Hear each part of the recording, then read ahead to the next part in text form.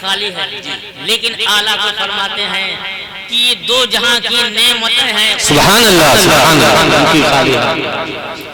پھر فرماتے ابو ہریرہ اسے اپنے سینے سے چمٹا دو۔ حضرت ابو ہریرہ نے چادر اپنے سینے سے چمٹا لی۔ فرماتے ہیں کہ اس دن سے میں نے جو بھی سنا پھر مجھے یاد رہا، مرتے وقت تک میں فراموش نہیں کیا۔ ایک وجہ تو یہ بھی، اور دوسری وجہ یہ ہے کہ آپ کہتے ہیں کہ مدینہ منورہ کے جو باشندے تھے وہ کاشتکاری کرتے تھے، اور جو مہاجرین تھے وہ بزنس کرتے تھے، دکانداری کرتے تھے۔ تو انصار اور قریش مہاجر یہ حضرات کھیتی اور باغات اور اپنے جو ہے تجارت میں مصروف رہتے تھے، اور میں نے حضور اقدس صلی اللہ علیہ وسلم سے صرف پیٹ کے لیے سودا کر رکھا یا رسول اللہ مجھے کھانا ملتا رہے اور میں آپ ہی کے ساتھ رہوں گا، آپ کا ارشاد سنوں گا۔ تو ظاہر ہے کہ جو حضور صلی اللہ علیہ وسلم کے ساتھ زیادہ رہے تو وہ زیادہ ارشاد سنے ہوں۔ ایک واقعہ سن لیجیے بخاری شریفی کا، بہت ایمان افروز ہے۔ حضرت مسجد نبوی شریف کی زیارت جنہوں نے کیوں جانتے ہیں، مسجد نبوی شریف میں اتر جان ایک چبوترا، عربی میں صفہ کہتے ہیں چبوترے، بہت لمبا چوڑا نہیں ہے، اور کچھ ایسے مہاجرین جن کے پاس مکانات نہیں تھے وہ مسجد نبوی میں رہتے، حضور صلی اللہ علیہ وسلم کی حدیث سنتے، اور جب سونے کا وقت ہوتا تو اسی چبوترے پر سوتے، وہی ان کا مقام، سب چھت وغیرہ کچھ نہیں، صرف چبوترا تھا۔ اب تو خیر مسجد نبوی کی چھت کے اندر آ گیا۔ اور شام کے وقت حضور صلی اللہ علیہ وسلم فرماتے جو ذی حیثیت صحابی ہوتے کہ ایک صحابی کو آپ لے لو، دو کو آپ لو، جس کی جیسے حیثیت ہو، اور کچھ کو حضور صلی اللہ علیہ وسلم خود لے لیتے تھے، اپنے گھر کھلاتے تھے۔ حضرت ابو ہریرہ فرماتے ہیں کہ ایک دن صبح اٹھا، بھوک بہت تیز لگی، کھانے کے لیے کچھ نہیں تھا، اب میں رسول اللہ صلی اللہ علیہ وسلم کو ڈھونڈنے لگا، لیکن حضور صلی اللہ علیہ وسلم کو ڈھونڈنے کے لیے کسی سے راستہ پوچھنے کی ضرورت نہیں پڑتی، یہ آقا جس راستے سے گزر جاتے وہ راستہ بہک جاتا ہے۔ سبحان اللہ۔ فرماتے ہیں کہ میں جا رہا تھا، اتنے میں دیکھا تو سیدنا صدیق اکبر تشریف لا رہے ہیں، میں تو خوش ہوا کہ آ رہے ہیں تو ناشتہ کا نظام ہو جائے گا۔ حضرت ابو بکر صدیق سے میں نے قرآن کی ایک آیت کا مطلب پوچھا، مطلب پوچھنا میرا مقصد نہیں تھا، بس یہ تھا کہ آیت کا مطلب بتائیں گے، پھر پوچھیں گے ناشتہ کیے ہو کہ نہیں، میں کہہ دوں گا نہیں، لیکن مطلب بتا کر کے وہ چلے گئے، مجھے مایوسی ہوئی۔ اتنے میں دیکھا کہ حضرت عمر رضی اللہ تعالیٰ عنہ تشریف لا رہے ہیں، ان سے بھی اسی آیت کے بارے میں پوچھا کہ اس کا مطلب کیا ہے، وہ بھی مطلب بتا کر کے چلے گئے، پوچھا نہیں۔ اب اور مایوسی ہوئی، اتنے میں دیکھا سبحان اللہ وہ تشریف لا رہے ہیں، سبحان اللہ، جو بے کسوں کے کس، جو بے سہاروں کے سہارا ہے، حضور صلی اللہ علیہ وسلم تشریف لائے۔ حضرت ابو ہریرہ کا بیان ہے کہ حضور صلی اللہ علیہ وسلم نے میرے دل کی کیفیت جان لی۔ سبحان اللہ سبحان اللہ۔ یہ بتائیں اس وقت ہمارے خود قریبی مولانا اجاز صاحب، مولانا شہزاد صاحب میرے بغل میں ہیں، سامنے ہیں، ان کا چہرہ دیکھ رہا ہوں، ان کا دل میں کیا کیفیت ہے مجھے معلوم ہے، میرے دل میں کیا انہیں معلوم ہے۔ حضرت ابو ہریرہ کہتے ہیں رسول اللہ صلی اللہ علیہ وسلم نے میرے دل کی کیفیت جان لی، اور اس کی تائید دوسری حدیث ہوتی ہے، حضور صلی اللہ علیہ وسلم ارشاد فرماتے ہیں کہ معراج اللہ تعالیٰ نے اس سے پوچھا ہے کہ ملائے اعلیٰ کے فرشتے یہ کس چیز میں بحث کر رہے ہیں، میں نے عرض کیا مجھے نہیں معلوم، اللہ تعالیٰ نے اپنا داہنا دستے قدرت میری پشت پر رکھا اور اس کی ٹھنڈک میں نے اپنے سینے میں محسوس کی، وَعَلِمْتُ مَا فِي السَّمَاوَاتِ، سبحان اللہ، زمین آسمان میں جو کچھ ہے میں نے سب کو جان لیا اور پہچان، سبحان اللہ سبحان اللہ۔ اسی لیے اعلیٰ فرماتے ہیں کہ یا رسول اللہ سر عرش پر ہے تیری نظر اور دل فرش پر ہے تیری نظر، ملک اور ملکوت میں کوئی شے نہیں جو تجھ پر آیا نہیں، بے شک۔ حضرت ابو ہریرہ سے گھر لے کر کے کہتے ابو ہریرہ کھائے ہو، یا رسول اللہ، گھر تشریف لاتے ہیں تو ایک جو ہے پیالہ دودھ کسی نے ہبا کر دیا، حضور صلی اللہ علیہ وسلم نے فرمایا ابو ہریرہ جاؤ صفہ چبوترے میں جتنے لوگ ہیں سب کو بلا لاؤ، فرماتے سب سے زیادہ بھوکا میں، اور دودھ موجود ہے، مجھے سے فرماتے ہیں بلا لا، حضور کے فرمان کی اطاعت کے سوا کوئی چارے کار نہیں، سب کو بلا کے لایا، کاشان اقدس بھر گیا۔ حضور صلی اللہ علیہ وسلم فرماتے ہیں کہ ابو ہریرہ سب کو پلاؤ، مجھے سے کہتے ہیں، تو ایک ایک پلایا، انہوں نے جب کہہ دیا بس دوسرے کو پلایا، تیسرے کو، اور 70 صحابی رہتے تھے، سبحان اللہ، جب سب پی کے سیراب ہو گئے، اب آقا فرماتے ابو ہریرہ اب کون بچا؟ تو میں نے عرض کیا رسول اللہ میں بچا ہوں اور ہمارے آقا آپ بچے ہیں۔ سبحان اللہ۔ اب حضور صلی اللہ علیہ وسلم فرماتے ابو ہریرہ اب عالم تصور میں آپ سوچئے کہ حضرت ابو ہریرہ کو کتنی خوشی ہوئی ہوگی۔ سبحان اللہ۔ انہوں نے پیا، اب منہ سے ہٹا دیا کہ سرکار پی لیں، سرکار نے فرمایا کہ ابو ہریرہ اور پیو اور پیا، ابو یہ کہتے ہیں حضور اور فرماتے جا رہے ہیں اور میں پیتا جا رہا ہوں۔ پھر میں نے کہا یا رسول اللہ اب دودھ کے گزرنے کی جگہ بھی نہیں ہے۔ اب اس کے بعد حضور صلی اللہ علیہ وسلم نے خود نوش فرمایا۔ سبحان اللہ۔ یہ بھی عقل میں آنے والی بات ہے کہ ایک پیالہ دودھ اور 70 صحابہ اور ہمارے آقا صلی اللہ علیہ وسلم 71 حضرات پی لیں اور پیالہ میں دودھ بچا ہی رہ جائے۔ بے شک اعلیٰ فرماتے ہیں کیوں جناب ابو ہریرہ سبحان اللہ سبحان اللہ سبحان اللہ صاحبوں کے دودھ سے منہ پھر گیا۔ جی تو حضرت ابو ہریرہ رضی اللہ تعالیٰ عنہ کثرت کے ساتھ حضور صلی اللہ علیہ وسلم کی خدمت میں رہتے تھے، اس لیے زیادہ حدیث انہوں نے روایت سب سے زیادہ۔ قال النبی صلی اللہ علیہ وسلم کلمتان، آقا صلی اللہ علیہ وسلم نے فرمایا کہ دو کلمے حبیبتان اور دونوں محبوب ہیں، کہاں؟ الی الرحمن، اللہ کی بارگاہ۔ الی الرحمن فرمانے میں بھی حکمت ہے، الی اللہ نہیں فرمایا، الی القہار جبار نہیں فرمایا، کہ یہاں معاملہ رحم کا ہے۔ بے شک بے شک، جتنا رحم حبیب کرتا ہے، قہار جبار یہ اللہ کی صفت ہے، لیکن اس کا محل اور ہے، یہاں محل کیا ہے؟ رحم کا۔ اس لیے رحمان جو ہے ہاں ایک مسئلہ بھی سن لیں کہ جس کا نام عبد الرحمن ہو، اے رحمان بھائی سنیے، اس کو رحمان کہنا حرام ہے۔ رحمان صرف اللہ تعالیٰ ہے، اللہ کے علاوہ کوئی اور رحمان نہیں ہے۔ تو دو کلمے اللہ کی بارگاہ میں محبوب ہیں، اس کا کیا مطلب ہے؟ اس میں اشارہ ہے کہ اللہ کی بارگاہ میں محبوب ہے، یعنی جو ان کو پڑھے گا اللہ تعالیٰ اس کو اپنا محبوب بنا دے گا۔ تو ان کلمے کے جو ذاکر ہیں اللہ کے وہ محبوب ہیں، اور جب اللہ تعالیٰ کسی کو اپنا محبوب بنا لے گا تو اس کو جنت میں داخل فرمائے گا۔ بے شک تو اس کو یہ بتانا مقصود ہے کہ یہ کلمے پڑھنے والے جنتی ہیں۔ بے شک اللہ کے محبوب، جو اللہ کے محبوب ہوں گے تو کیا ہوں گے؟ جنتی ہوں گے۔ خفیفتان علی اللسان، اور یہ دونوں کلمے زبان پر آسان ہے کہ ان میں کوئی ایسا مشکل لفظ سے بڑی شین سواد اور حرف غات کو سب سے مشکل ہے۔ تو جو مشکل الفاظ ہیں، حرف زا کی ادائیگی ہمارے قاری زا سب بتائیں گے مشکل ہے، تو جو مشکل الفاظ ہیں وہ نہیں، بہت آسان کی عام آدمی بھی بآسانی ادا کر لے وہ الفاظ ہیں۔ کہتے خفیفتان علی اللسان، کی زبان پر جن کی ادائیگی آسان ہے، لیکن ثقیلتان فی المیزان، لیکن میزان عمل پر بہت بھاری۔ کہیں گے ایک چیز ہلکی وہی چیز وزنی، یہ کیسے؟ یہ تو اجتماعی ضدین کا اجتماعی ضدین نہیں، دونوں کی حیثیت الگ الگ ہے۔ ادائیگی میں پڑھنے میں یہ ہلکے ہیں، آسان ہیں، لیکن ان کا ثواب جو ہے یہ زیادہ ہے۔ جب میزان عمل پر وزن کیے جائیں گے تو اپنے ہلکے ہونے کے سبب اس پر کیا ہوں گے؟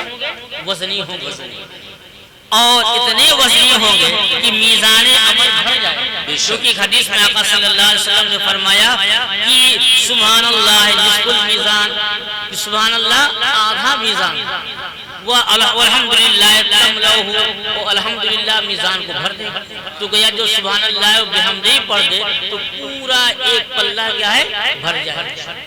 اور کتاب الدعوات میں حضرت ابو ہریرہ ہی سے روایت ہے، ہمارے آقا صلی اللہ علیہ وسلم فرماتے ہیں کہ جو شخص روزانہ ایک تسبیح یعنی 100 مرتبہ سبحان اللہ بحمدہ پڑھ دے تو اللہ تعالیٰ اس کے گناہوں کو معاف فرما دے گا۔ بے شک، اور اگرچہ اس کے گناہ سمندر کے جھاگ کے برابر، لیکن اس طرح فضائل کی جو احادیث ہوتی ہیں یہ مقید ہوتی ہیں. اب اگر کوئی کسی کا کھیت اپنے نام لکھوا لیا، کسی کے کھیت پر قبضہ کر لیا، اب سوتا سبحان اللہ بحمدہ حدیث میں ایک تسبیح پڑھنا تو ہم 3 تسبیح پڑھیں گے، تو 3 تسبیح نہیں 100 تسبیح روزانہ پڑھو تو، لیکن جو دوسرے کا حق طلب کر لیا ہے وہ گناہ معاف نہیں ہے. بے شک صحیح حقوق اللہ، سچ ہے. حقوق العباد، حقوق العباد جب تک ادا نہ کر دیا جائے اللہ تعالیٰ معاف نہیں فرماتا.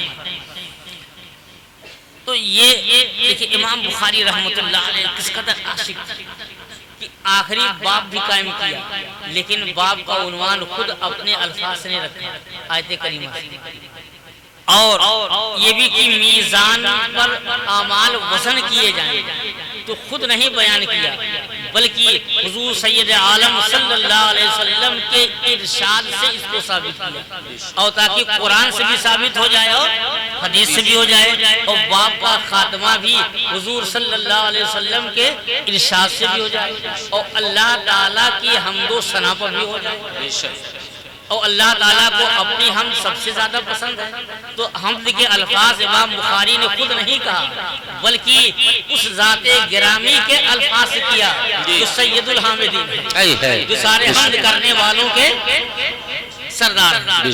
سبحان اللہ و بحمدہ، اللہ تعالیٰ پاک ہے ہر عیب سے، وہ بحمدہ اور تمام حمد اسی کے لیے ہے. بے شک سبحان کے معنی ہوتا ہے ہر عیب سے پاک، تنزیہ، اور ہر عیب سے منزہ پاک صرف اور صرف ہمارے معبود ہمارے رب کی ذات.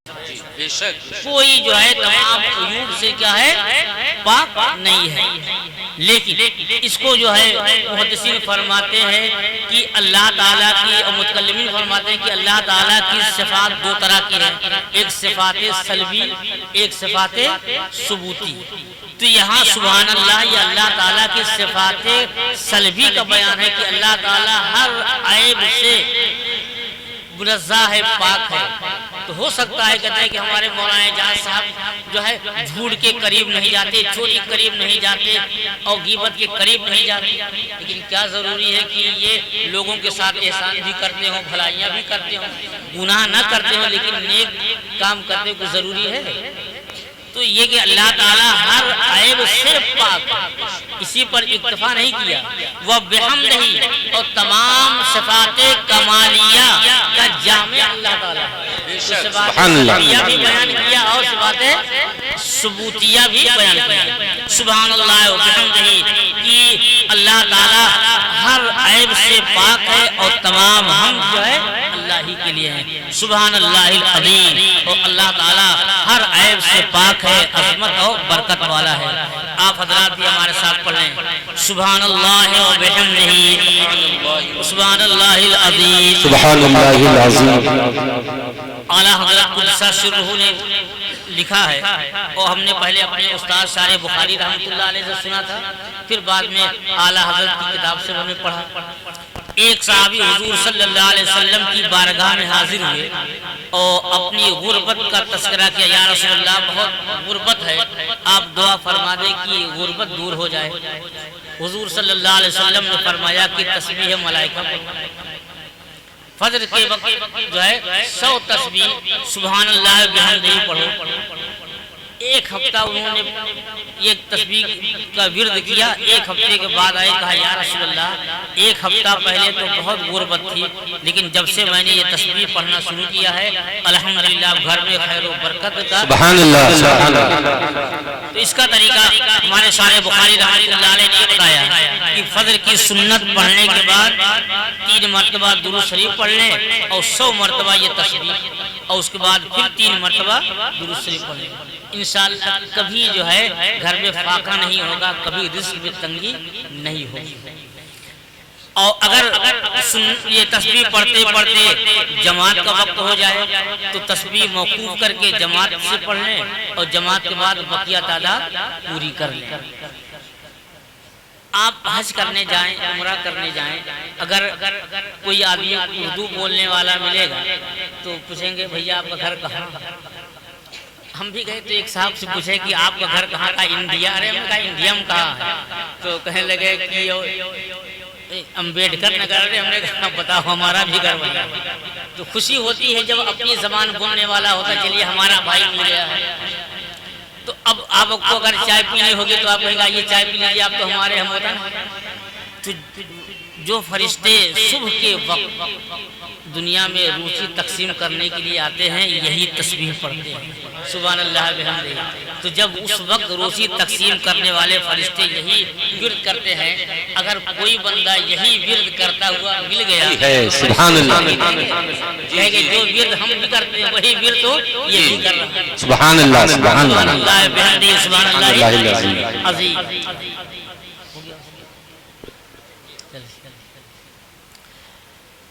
حضرت شارح بخاری رحمۃ اللہ علیہ نے اس حدیث کی اجازت ہمیں عطا فرمایا۔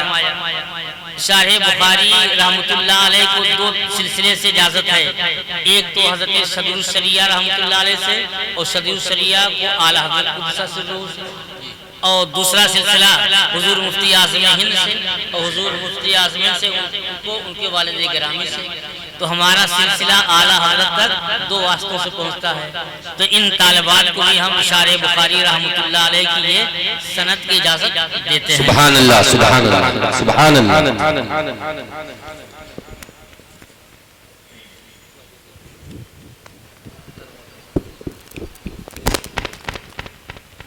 آئے گا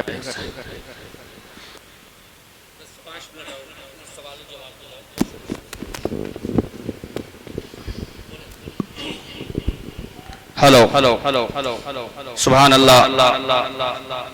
جامع نجم البنات کے جمع ہو جائیں تو جمع شدہ رقم ڈوبے گی نہیں، ملے گی جب اس کا وقت ہوگا۔ اور اگر 3 سال تک کسی نے جمع نہیں کیا، بیچ میں بند کر دیا، تو جو پیسہ جمع کیا سب ڈوب جائے گا۔ تو اپنے گھر کی رقم بھی ضائع ہو گئی، تو ہماری شریعت اپنے مال کو ضائع کرنے سے منع کرتی ہے۔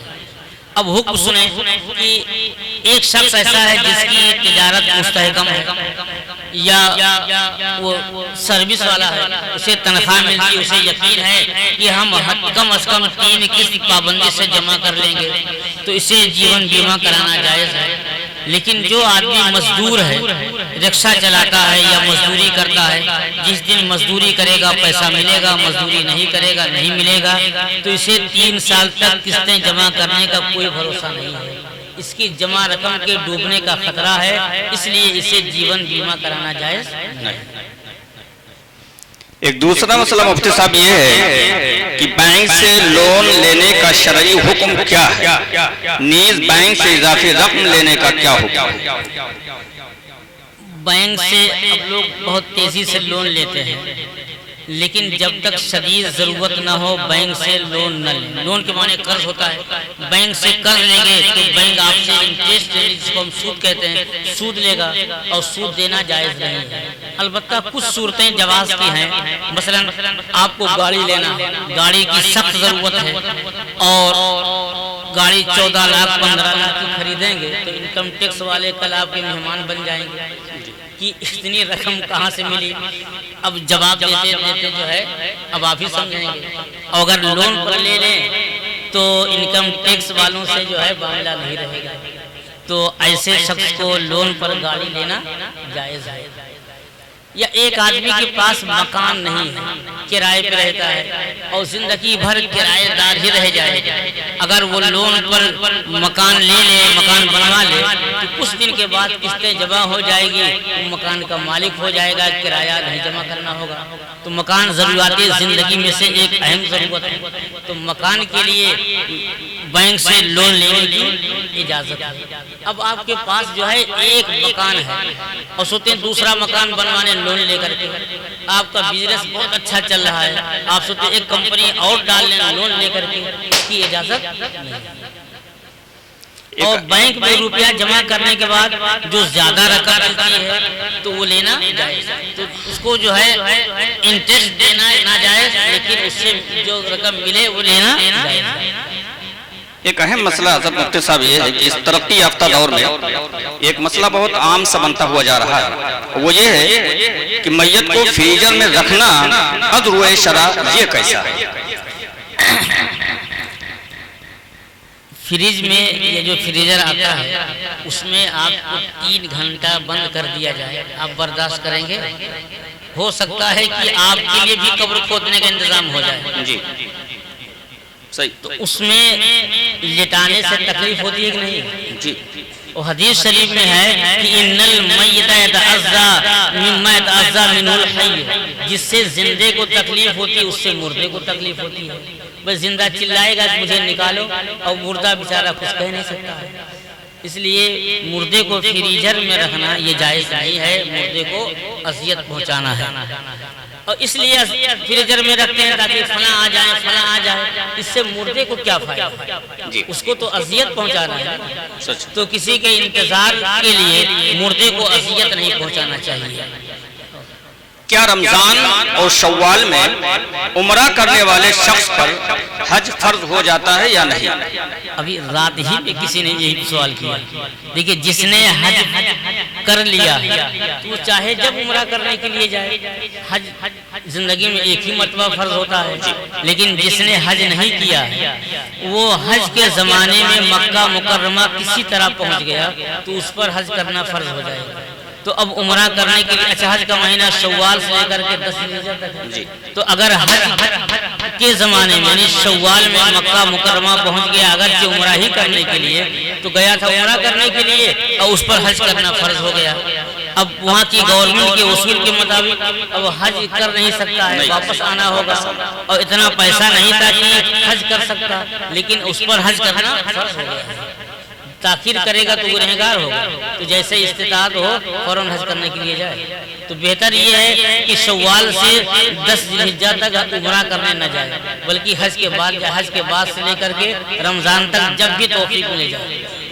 جیسے حضرت اگر وہ مکہ کو چھوڑ دے اور وہ مدینہ چلا ہے، پھر مدینہ شریف سے ایئرپورٹ سے آ جائے، ہاں تو کوئی بات نہیں، یہ میں مکے کی بات کر رہا ہوں۔ اچھا تو یہ اس کے لیے ہوگا، ہاں کہ جو حدود حرم میں ہو جی، اور حج کا مہینہ پا جائے اس پر فرض ہوگا، اور جو مدینہ شریف چلا جائے اور پھر وہاں مدینہ ایئرپورٹ سے جو ہے انڈیا آ جائے اس کے لیے ہوگا۔ ارکان عمرہ کی ادائیگی کے بعد اگر وہی شخص مدینہ چلا جائے، پھر مدینہ سے واپس سیدھا چلا چاند جائے، نکالنے سے پہلے مدینہ شریف چلا جائے، جی عید کا چاند وہاں ہو، عید کر کے کبھی بھی آ سکتا ہے۔ سبحان اللہ۔ قسطوں پر چیزیں خریدنا ای ایم آئی کی شکل میں یہ کیسا ہے؟ آج کل بہت رواج ہو گیا، ہمارے مولانا اعجاز صاحب 5000 کا موبائل خرید سکتے ہیں، سوچا کہ اب اس کو قسط پر لے لیں تاکہ ایک مہینے میں 1000 دینا پڑے، تو جو 5000 کا موبائل ہے ظاہر ہے کہ قسط پر لیں گے تو 5000 سے زیادہ دینا پڑے گا، وہی سود ہو گئی۔ تو جتنا زیادہ ہے وہ کیا ہے؟ سود ہے۔ ہاں اگر وہ مہربان ہو جائیں کہ آپ نقد لیں تب بھی 5000 کا اور قسط پر لیں تب بھی 5000 کا، تب تو لے سکتے ہیں، مگر ایسا ہوتا نہیں ہے۔ قسط پر رہے گا تو انٹرسٹ دینا ہی پڑے گا۔ تو میں نے عرض کیا کہ جس کو خریدنے کی استطاعت ہے وہ قسطوں پر نہ لے تاکہ انٹرسٹ دینا نہ پڑے۔ تو اضافی رقم جو ہے یہ سود کے زمرے میں شامل ہوگی۔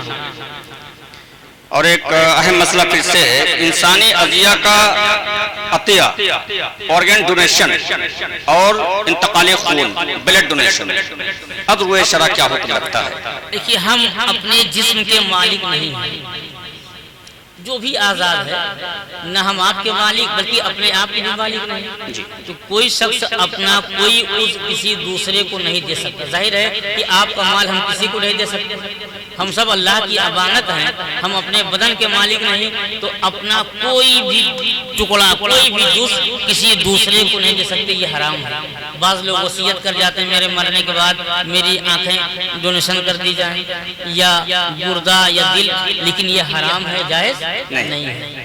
رہی گئی بات خون کی، اب اس کی ضرورت بہت پڑتی ہے کہ کسی مریض کو اپنا خون دے سکتے ہیں، خون تو بن جائے گا، جی بن جائے گا، 1 دن 2 دن میں بن جائے گا، مگر گردہ آنکھ یہ سب بنے گا نہیں بنے گا۔ تو خون دینا یہ تو جائز ہے، لیکن اپنا کوئی عضو کسی دوسرے کو دینا جائز نہیں ہے، حرام ہے۔ ایک اور اہم مسئلہ ہے مفتی صاحب کہ کاسمیٹک سرجری یعنی صرف خوبصورتی کے لیے چہرے یا جسم کی ساخت بدل لیتے ہیں، اس کا شرعی حکم کیا ہے؟ یہ خاص کر ہمارے خواتین یہاں پر موجود ہیں اور ہم لوگ بھی یہاں پر موجود ہیں، یہ مسئلہ بڑا اہم ہے مفتی صاحب۔ خوبصورتی کے لیے جسم کی سرجری کرانا حرام ہے۔ گردے میں پتھری پڑ گئی ہے یا کوئی اور ہے تو آپریشن کرانا، سرجری کرانا تو جائز، تو علاج کے طور پر ہوگا، لیکن صرف خوبصورتی کے لیے سرجری کرانا جائز نہیں ہے۔ ایسے جس کے سر پر بال نہیں ہوتے ہیں سرجری کرا کر کے جو ہے نقلی بال اگا لیتے ہیں، یہ بھی حرام ہے۔ اور ایسے ہی عورتیں کرتی ہیں کہ پلک پلک بال اکھاڑ لیتی ہیں اور اس کی جگہ جو ہے کاجل وغیرہ لگاتی ہیں، یہ بھی حرام ہو گنا ہے۔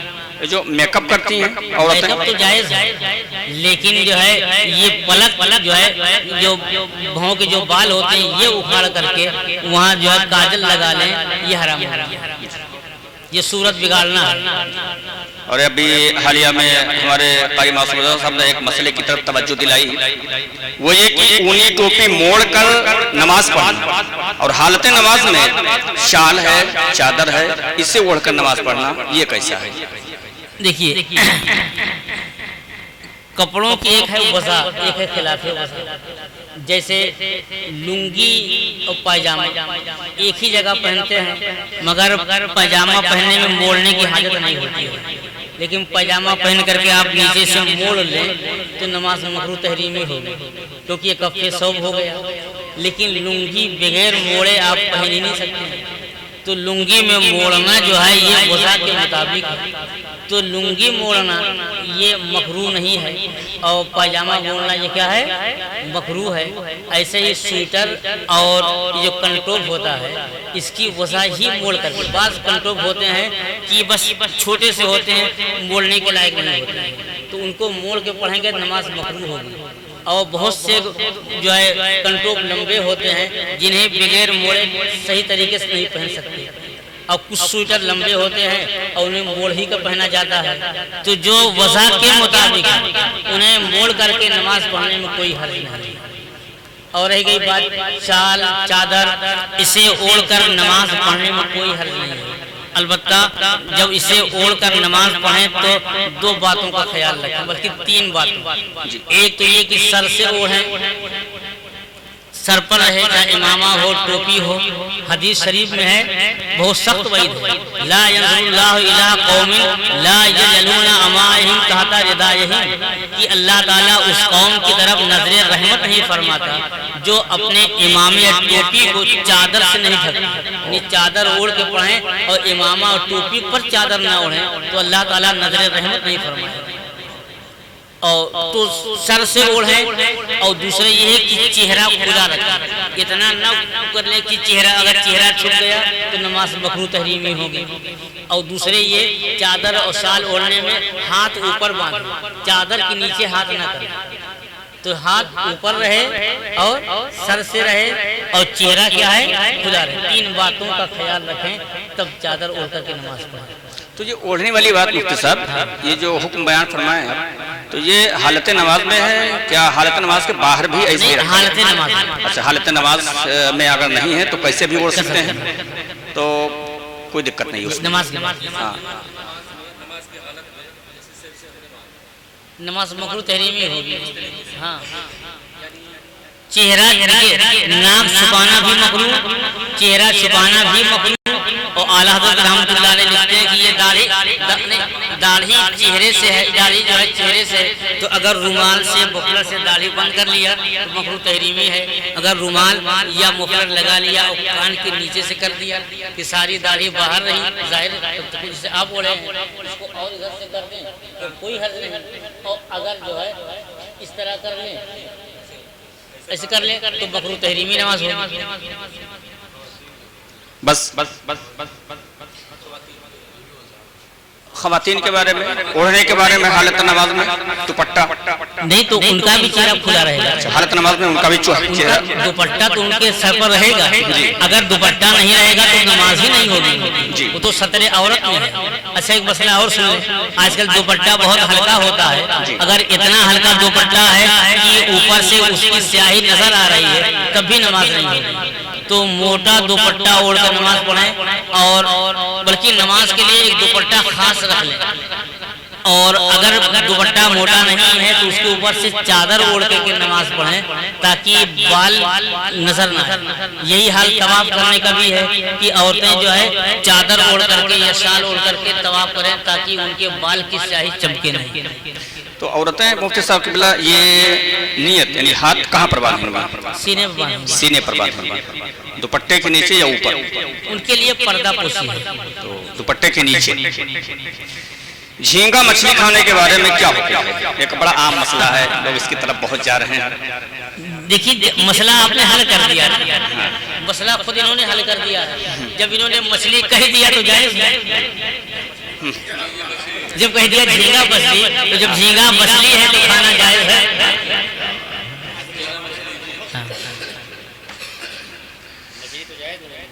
हाँ हाँ हाँ। और वैसे आम अगर कोई पूछना चाहे उसके लिए झींगा जी जायज जायज है खाना चाहिए। हालत रोजा में कान है, नाक है, इसमें दवा का डालना या इंजेक्शन लगवाना या ग्लूकोज लगवाना, ये कैसा है? देखिए, एक ज़ाब्ता सुन लीजिए। पैदाइशी सुराख में कोई भी तेल, दवा, ग़िज़ा अगर डाली जाए तो रोज़ा टूट जाएगा। जैसे नाक है, कान है, मुंह है, ये सब पैदाइशी सुराख है, तो इसमें कोई भी चीज़ डाली जाए तो रोज़ा टूट जाएगा। कान में तेल डालेंगे, दवा डालेंगे, रोज़ा टूट जाएगा। आँख में दवा डालेंगे या सुरमा लगाएं, काजल लगाएं, रोज़ा नहीं टूटेगा। एक साहबी हुजूर सल्लल्लाहु अलैहि वसल्लम की बारगाह में हाजिर हुए, अर्ज़ किया, या रसूल अल्लाह, मेरी आँख में तकलीफ है। हुजूर सल्लल्लाहु अलैहि वसल्लम ने उन्हें सुरमा लगाने की इजाज़त दे दी। उस ज़माने में इलाज के तौर पर सुरमा था, आज दवा। तो सुरमा भी लगा सकते हैं, काजल भी लगा सकते हैं, लेकिन कान में दवा नहीं डाल सकते हैं। हाँ, इंजेक्शन तो हम ये कहते हैं कि अगर ताकत का इंजेक्शन लेना है तो इफ्तार के बाद ले लीजिए। लेकिन अगर बुखार है, वो भी दोपहर 12 बज रहे हैं और बुखार से आदमी तड़प रहा है तो इफ्तार का इंतजार करेगा? तो अगर बुखार है या दर्द है या ऐसी ज़रूरत है तो इंजेक्शन ले लें। बहरहाल इंजेक्शन लेने से रोज़ा नहीं टूटेगा, चाहे गोश्त में लगवाएं चाहे रग में लगवाएं। या कभी दर्द शिद्दत का हो रहा है और डॉक्टर ने कहा ग्लूकोज चढ़ाना पड़ेगा, तो ग्लूकोज में के जरिए से दवा डाली जाए तब भी रोज़ा नहीं जाएगा, क्योंकि वो तो सुराख करके करते हैं, पैदाइशी सुराख तो होता नहीं होता। ग्लूकोज चढ़ाना भी जायज़ है, लेकिन ताकत का है तो न चढ़ाया जाए इफ्तार के बाद। बस दो चंद मसले और रह गए हैं।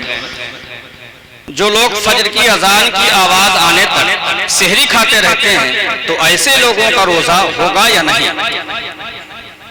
असल हुक्म है कि सुबह सादिक नमूदार और फजर की अजान सुबह सादिक नमूदार होने के बाद ही दी जाती है। तो अब अगर किसी ने जो है अजान के वक्त खाया, सुबह सादिक नमूदार होने के बाद खाया, तो उसका रोजा ही नहीं। और अगर कोई मुअज्जिन भूल करके वक्त से पहले ही अजान दे दे तो उस अजान ही का एतबार नहीं है। अजान सही दी जाए और अजान के बाद अगर कोई खा ले तो रोजा नहीं होगा। हमारे इलाके में अक्सर लोग गन्ने की खेती करते हैं, तो उस खेती पर 10वां या 20वां लाजिम होगा या गन्ना बेचकर हासिल होने वाली रकम पर ज़कात वाजिब होगी? खेत की पैदावार अगर पानी से सैराब किए हैं तो 20वां है, और अगर बारिश के पानी से है तो उस पर क्या है 10वां है। तो जितनी भी पैदावार ज़कात माल में है और खेत की पैदावार पर ज़कात कहते हैं उस पैदावार की ज़कात का नाम है उस।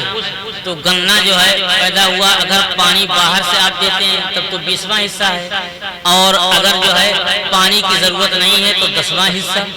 तो चाहे गन्ने ही का 10वां हिस्सा दे दें या बेच करके उसकी कीमत का 10वां हिस्सा दे दें, उसमें जो ज़कात जो 2.5% है वो नहीं। ابھی جیسے ہم لوگوں نے وہ ذکر کیا تھا حضرت مفتی صاحب قبلہ کی کھیتی کو کوت پر دینا، شاید کہ یہ اصطلاح ہمارے ہاں الگ ہو اور کچھ جگہوں پر یہ اصطلاح الگ ہو، اس کی تشریح کر دیجیے آپ۔ مثال کے طور پر ہم کھیتی لیے رہتے ہیں اور کسی ایک آدمی کو دے دیتے ہیں کہ میں آپ کو 1 بیگھہ زمین دے رہا ہوں، اس پر آپ کھیتی کیجئے اور پیداوار میں سے مجھے 1 کنٹل اناج یا اس کے رقم مجھے چاہیے۔ یہ جائز نہیں ہے، ہو سکتا ہے کہ 1 ہی کنٹل پیدا ہو یا اس سے کم پیدا ہو، تو محنت بھی کرے، بیج بھی ڈالے اور گھر سے جو ہے ہاں یہ طریقہ جائز ہے۔ مثلا یہ کھیت ہم نے 5,000 10,000 روپے پر آپ کو دیا کرائے کی شکل، کرایہ، تو یہ کرایہ ہے۔ جیسے دکان کرایہ پہ لیتے ہیں، دکان چالو کریں تب بھی آپ کو دینا ہے اور دکان بند رکھیں تب بھی آپ کو کرایہ دینا ہے، تو کرایہ پہ طے کر لیں تو یہ جائز ہے، اور پیداوار پر فکس طے کر لیں تو یہ جائز ہے۔ ہاں اگر یہ کہہ دیں کہ جو پیدا ہو آدھا آپ کا رہے گا آدھا ہمارا، یا 40% ہمارا 60% آپ کا، تو اگر پرسنٹیج طے کر لیں تو جائز ہے۔ تو یہی اناج اس کو بٹائی کہتے ہیں، اناج کے فیصد پر کیا جائے تو جائز ہے، اور اناج پر اگر شرط لگا دی جائے تو یہ ناجائز ہے، اور اگر اسی کھیت کے لیے کرایہ مانگ لیا جائے تو میں اتنا کرایہ لوں گا، آپ کچھ بھی کوئی بھی کھیتی کریں تو اس سے کوئی دقت نہیں ہے، لیا جا سکتا ہے۔ گلہ ہاں